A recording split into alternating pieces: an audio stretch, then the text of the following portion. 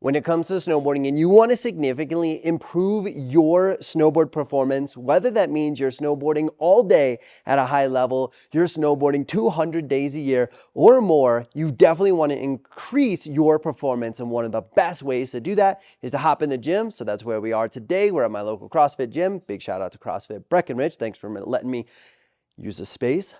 And we're going to go through my top 5 movements that are going to increase your performance this season. And I also have a workout plan for sale down below. If you want to expedite the process and not feel like you're all alone, check out that down below. But real quick, let's jump into the comment section from the last video and let's answer one of our subscribers' questions. And we got Jazz here. He asked, should you wear a back protector or are they just trying to sell you unnecessary equipment? Now, I'm actually a big fan of back protectors because I just want another layer of protection on my back. When I was 17, I did break my back and I was not wearing a back protector. I like the idea of having a back protector, and a lot of the back protectors nowadays are pretty soft and malleable when you're maneuvering, but as soon as they come into a lot of pressure or an impact, they harden up. So I feel like you get a lot of benefit from them. Now, there's still a chance of getting hurt, but I think it is nice to have. One added thing about a back protector is make sure you have your range of motion. I had a back protector. When I was wearing it, it would hit me in the back of the neck. So if I were to try doing a backflip, it would hinder my ability to backflip. So make sure you try on a back protector or make sure they have a really good return or exchange policy. But for me, I like wearing them. I wear them about 90% of the time. And if you want me to answer your question on the next YouTube video, comment down below and I'm going to choose a random question and answer it in the next video. All right, my dudes, so we're going to start with the very first exercise, and that is going to be the double under. A dumbbell under only requires us to have a jump rope, and jump ropes are amazing because you can take this on the road wherever you're going. And what also is sick is if you have limited space, you literally just need a little bit of space. You can get a sick workout in. This will wreck your life, especially if you do like 1,000 double unders. I did that one time, took me 30 minutes. Great, absolute workout. But in terms of snowboarding, what's awesome about this is we're going to be working on our body position. We're going to be working on our balance, coordination, and spring out of our ankles. Now, our ankles are an extremely useful joint for snowboarding. And I'm going to make a whole new video or a whole different video about why the ankles are the most important thing in snowboarding. Definitely subscribe and put notifications on for that. But when it comes to working our coordination and our strength in our ankles, double unders are going to be amazing. Now, what a double under is essentially is we're trying to get the rope to pass under twice. But before we do that, we're going to start with a single under. Make sure you can see my feet. A single under essentially is going one time under. Notice that my spine is upright, that my eyes are up, my arms are not super wide. They're trying to be close. And mostly the swing or the rotation of the jump rope is coming from my wrist. So definitely make sure that you're keeping everything aligned, working on your balance, and then you're gonna jump.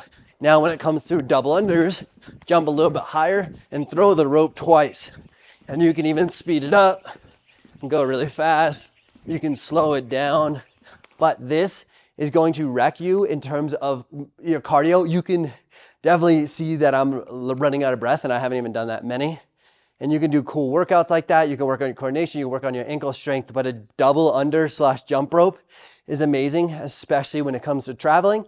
I personally love like the plastic little simple / cheap little handles and just a nice metal cable.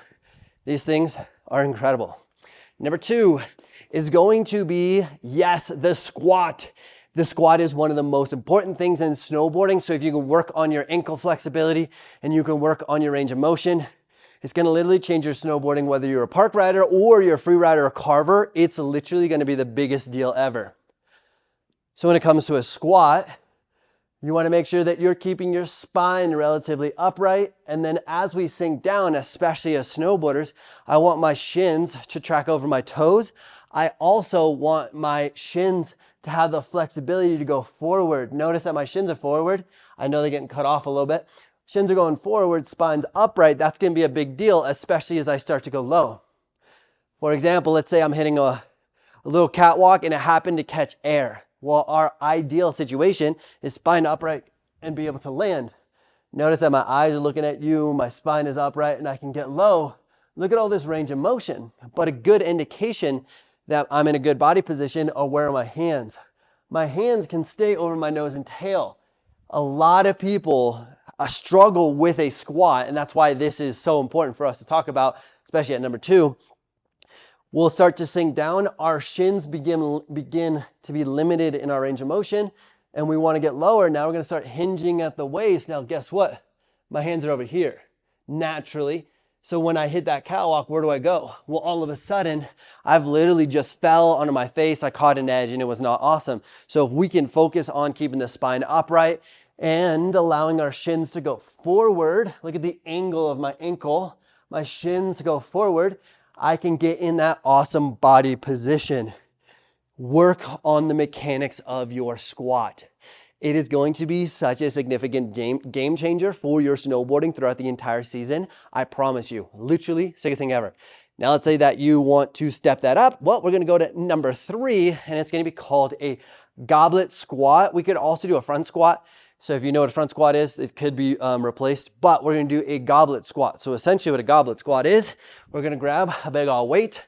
This one's only 30 pounds, so it's actually not that big, and our goal is to hold the weight in front of us just like this. Now, why this is awesome, as the weight is in front of us, guess what? It's wanting to tip me down. To piggyback on the squat, I'm now forcing my spine to resist that. I'm using my back muscles, my core muscles. I'm using everything to resist that. Now I can start to sink down. And this is a kinesthetic cue to be able to be in an awesome body position because it's going to constantly pull us down. A lot of times we don't even know we're getting pulled down. So this is going to be it. So again, we're going to go here and we're going to go, make sure you see my feet. We're going to squat down, squat down, squat down, squat down. Notice my spine, notice my shins, notice my tailbone is really close to the ground. But because this weight is here, it is going to help me kinesthetically now. And I'm going to do some squats. And hopefully my knees are not popping and my hips not doing too bad. So another angle of it. Here, up, down, squats. Again, super beneficial for snowboarding. If you don't have a weight like that, you can try to find, your snowboard boot or something, I don't know, a snowboard boot to put in front of you so that you can be more kinesthetically aware of your squat. Bonus of the goblet squat, check this out. This is one of my favorite things. And if you're a snowboard instructor or you know about the snowboarding certification process, using your ankles and knee steering is one of the biggest things I talk about / needed to work on for my certification process. This is what I'll do, is I'll get into a partial goblet squat, and I want to make sure you can see my feet. So I'm going to be partial goblet squat, and then I'm going to press my shin over my toe and try to squish the bug. If you know what squish the bug means, you know exactly what I'm talking about. Snowboard stance, and I'll start to understand, how do I be in a better balanced position, spine upright, while shifting my weight and squishing the bugs? I'm literally trying to feel the ball of my foot press against the front of my shoe, or down, or like not in front of the shoe, but down over the toe, and then my shin is going over. That is an extremely beneficial mechanical movement in snowboarding for knee steering. And definitely don't neglect left or right foot. Make sure you use both because you're going to be able to use it for switch regular. It's super freaking amazing. All right, so number 4 is going to be a combination of a few different things, but it is going to be core exercises. Now, I'm a fan of these standing oblique sideways maneuvers, probably standing oblique crunches. If that's probably not the technical term, definitely let me know in the comments. I like to keep my spine upright. It could also be called the teacups, I believe. Put a weight in one hand, spine upright, and just tilt at the spine. Now my goal is to not shift my hip and counterbalance. I'm trying to get spinal movement. And I do like 4 sets of 20, 4 sets of 25, and I'm gonna go down and slowly come back up, go down, slowly come back up, obviously on both sides. This is extremely beneficial for snowboarding because let's say I'm like in the back seat. Well, yes, I need to power my leg to go this way, but also I'm trying to get my core to be stable and help save the day. When it comes to my snowboarding, I like to ride at my relatively high level, but I also want to land every single trick that I can. So by doing maneuvers like that, it's going to be super beneficial. The next one is any kind of rotation core movements, especially if you're a park rider or you're really freestyle based or you really love carving. All this rotational movement is gonna be extremely powerful. So I'll do two different aspects of this. I'll grab a band, different resistance, and I can stretch it so I can control how much resistance I have. But I will try to isolate the spine and do rotation. So I'll start with both hands on the band and I'll rotate and try to just limit that to my spine. I again can step in and go full range of motion, and that's gonna help. You could also do this with weights and stuff, and you can rock. So I'll do it with try to isolate just my spine, and that's gonna mimic throwing a frontside 360, throwing a backside 7, because you're gonna wind up and throw. You're trying to generate this rotational core power. But the added bonus, or the second part of this specific one, is start incorporating more of the hip. So instead of just isolating the spine, I'm gonna try to get more hip drive out of it so that you can generate more power. I like being able to do both just so that I can generate as much trunk power as possible. Now, before we jump into number 5, definitely want to shout out BENETEK. It is my goggles/outerwear company. If you're interested in getting some awesome gear, check out shopbenetek.com. But number 5 is going to be the absolute most important aspect of this whole entire video, and it's going to be the most relevant to snowboarding, is going to be any sort of jumping. Jumping is going to be powerful and useful for our performance, is because we start becoming more dynamic. On snowboarding, we're extremely explosive. We can be extremely powerful. And when I post stuff on Instagram, a lot of people are like, how do you go so big? It's because I have the ability to jump, but I also understand the timing and coordination, but the jump mechanics start here. So yes, we could just do a simple box jump. Super awesome, definitely very doable. Now this one is going to be extremely hard because you're taking all of your spring away from going down and going up. So you're starting in a static position, and I'm going to try to slap my feet on the ground, generate as much power, and jump on top of this box. But it's really challenging because I don't get to use the benefit of like the trampoline effect, which means I get to go down and up. Well, I took that out. I just get to sit down. So that's one awesome variation. Another one is going to be, you could just jump over this thing. I want to make sure I don't hit my head. We could work on generating power to go forward. So I'm going to try to jump over the box. Also notice that I'm bringing my legs up at the same time. I want to see how high I can retract my legs so that I can generate that added amplitude on the snow. So one big secret is if I jump, we'll do a little experiment. If I jump, keep my legs down, it looks like I'm going really small.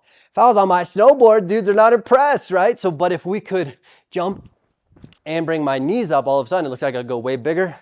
That is one of my hacks for going big, is just creating more separation from the bottom of my board to the ground. So it looks like I'm going way bigger. Definitely a big deal. So being able to do box jumps. And then as you are wanting to become more gnarly, or you want to push your boundaries, or you want to try stuff because it's fun, you can start doing, you could jump and do a 180. And I definitely recommend that you do front side and backside. This is kind of scary, I'm not gonna lie. You start backwards, 180, and then you could try a 360. You could jump over the box. So as many different jumping variations as possible. If you have a band, another one, this one's pretty miserable, is you take the band, put it over your feet, wrap it around your neck, and then you can do jumping with resistance. Yes, I could bring my knees up as well, but if you wanted to create a fun little resistance challenge, you could also use the band. So obviously comment down below which one was your favorite maneuver, as well as do you have any other suggestions. If you're looking for a workout plan, check out the link down below. Check out shop.benetek.com. And I'm posting every single day, so come join me tomorrow. And also a big shout out to CrossFit Breckenridge. If you're ever in town, come join them. They're amazing. Classes are awesome. Let's go.